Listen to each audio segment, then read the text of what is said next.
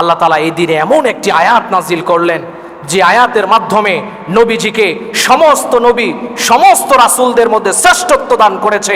এই আয়াতের কারণে সমস্ত নবীদের উম্মতের মধ্যে নবীর উম্মত আমাদেরকে উম্মতি মুহাম্মদীকে সমস্ত উম্মতের মধ্যে শ্রেষ্ঠত্ব দান করেছে। বলেন না সুবহানাল্লাহ।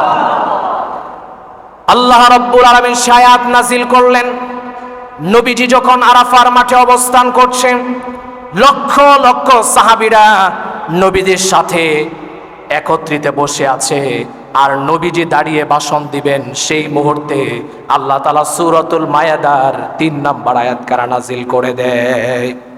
আল্লাহ রাব্বুল আলামিন বলছেন, আল-ইয়াউমা আকমালতু লাকুম দীনাকুম ওয়া আতমামতু আলাইকুম নি'মাতি ওয়া রাদিতু লাকুমুল ইসলাম দীনা।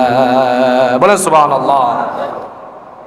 আল্লাহ রাব্বুল আলামিন বলেন আজকে এমন একটা দিন, আল-ইয়াউমা আকমালতু লাকুম দীনাকুম, আজকের এই দিনে আমি তোমাদের দিনকে তোমাদের ইসলামকে পরিপূর্ণ করে দিলাম।